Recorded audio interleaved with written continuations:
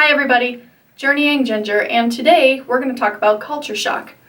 I'm going to tell you a little bit about what culture shock is, how you can lessen the initial shock of it, the 4 phases of culture shock, and then I'm going to talk about reverse culture shock, which a lot of people forget about. If at the end of this video you find any value at all, I hope that you like the link below and follow me at journeyingginger.com as well as on my Facebook page.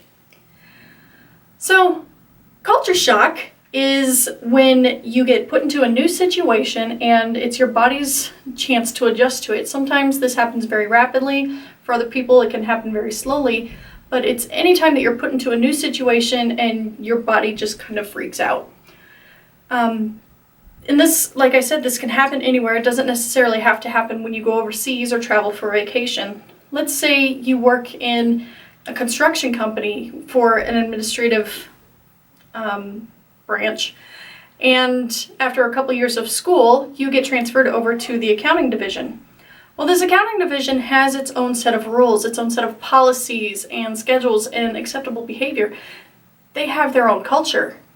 So when you get over there, now you have to relearn new policies, new behaviors, what's expected of you and what is acceptable. During this time you could go through some level of culture shock. It's the same thing when you go overseas. So when you travel overseas, it's a little bit different. A lot of times we don't speak the language. We have long flights that could really screw up our sleep schedule. And these are all things that could greatly impact our initial stage as well as our follow-on stages of culture shock. So in order to lessen this, what I recommend is as you're on your way over to your new destination, make sure that you get plenty of sleep, you drink plenty of water. Ahead of time, make sure you do some research. Figure out what type of clothing is acceptable in your new destination. Or maybe there are some cultural customs that you should do every time you greet a new person. Do your research. Figure out what kind of food you might want to try or what kind of food you want to stay away from. That way when it's offered to you, you can say yes please or no thank you, I appreciate it. Always be generous and gracious. But you also, if you get the chance, you want to try to find somebody to hang out with right off the bat. If you're going over to a new country, find somebody on Facebook that lives in the area that you're visiting. Say, hey, I'm visiting Ireland. I've done this before actually. I'm visiting Ireland and I need somebody to meet me so I don't feel left out. And I had a wonderful dinner with a complete stranger and it was great. Be safe about it. So what are the 4 phases of culture shock? The very first phase is the honeymoon phase, and this is one of my favorite phases because you're happy about your new destination. When I first got to Japan a couple years ago, I couldn't sleep for days because I was so excited about all the new experiences that I was getting ready to have. And I wanted to try everything. I wanted to buy everything. I wanted to read everything, even though I couldn't read yet. I was in a honeymoon phase, just like when you meet somebody and you really, really like them. Same concept. Your next phase is going to be what is actually culture shock, or what a lot of people refer to as the depression phase.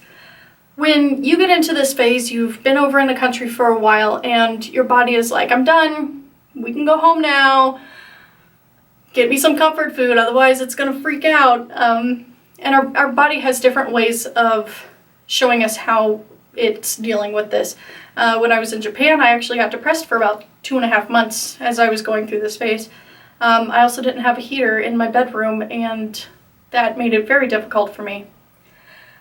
So what you can do during this phase is, again, find somebody to hang out with. Find maybe somebody who's going through a similar situation. Let's say you're doing an exchange like I did and you have 2 or 3 other friends in that program. You've all been there for the same amount of time. Now you're all going through culture shock or the depression phase. Get out, do something instructive, find a hobby, eat your comfort food because it'll help a lot, familiar flavors and tastes. And if you haven't talked to your friends and family back home, give them a call. But I'm going to warn you ahead of time. I made a phone call from Japan. I only wanted to say hello for like 2 or 3 minutes and my grandmother kept me on the phone for half an hour. And that was like $280. So be careful with your collect calls overseas. A lot of carriers these days have an overseas text program where it's like less than a penny per text, so you can take advantage of that too. Your next stage is going to be your adjustment phase, and this one is nice because now you're starting to understand the culture. You know what's expected of you, you kind of know where you fit in. You might still be learning the language or still learning your way around school or the city, but you're kind of starting to get it. You're adjusting. And this is your upslope of culture shock, and if you can make it through this stage and the last stage, stage 4 is going to be a breeze. Stage 4 is your acceptance stage, and this is the I got this. You understand the language, you know what the culture wants of you. You can get around the town, you can get around your city, you can help tourists out when they ask you simple questions, you can go to a local and ask them the same question in that language. You got it. The worst part about this stage is right about the time you get it, it's time to go home. A lot of people, if they're just visiting, they don't reach the stage, they don't reach the second stage. They kind of stick at the honeymoon phase, which is good. But if you're staying somewhere for an extended amount of time, this one is the best one and it's the worst one because now it's time to go home. And once you get home, you go through what's called a reverse culture shock. You know the language at home, you know the customs and behaviors that are expected of you, but you've learned and grown so much that everything has stayed the same where you just came from. And it's not a bad thing, but now you have to find your way back into your niche. You haven't seen your family for a year and a half. What are they expecting? How have they changed? How have they not changed? You may have picked up some habits while you were overseas or vacationing that aren't the norm where you live. I, for one, have spent a ton of time overseas in Asia, and it is not unusual to find me sitting on the floor with my knees tucked under me. I'm comfortable that way, and my friends and family understand that now, but when I first got home, it was quite the adjustment for them, and it wasn't something that I tried to fix.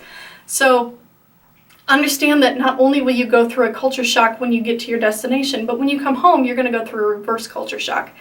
And again, none of these are a bad thing, just something to get used to. And the best way that you can adjust right off the bat when you get to your destination is, of course, get your sleep, do your research, find somebody to hang out with, and always have a plan. Always have a plan for something to do. This will keep you distracted, it'll keep you motivated, and if you're out exploring, why would you get depressed? So I hope you found some value in this video. If you did, please feel free to like the link below and join me at journeyingginger.com. I'll see you on the tarmac.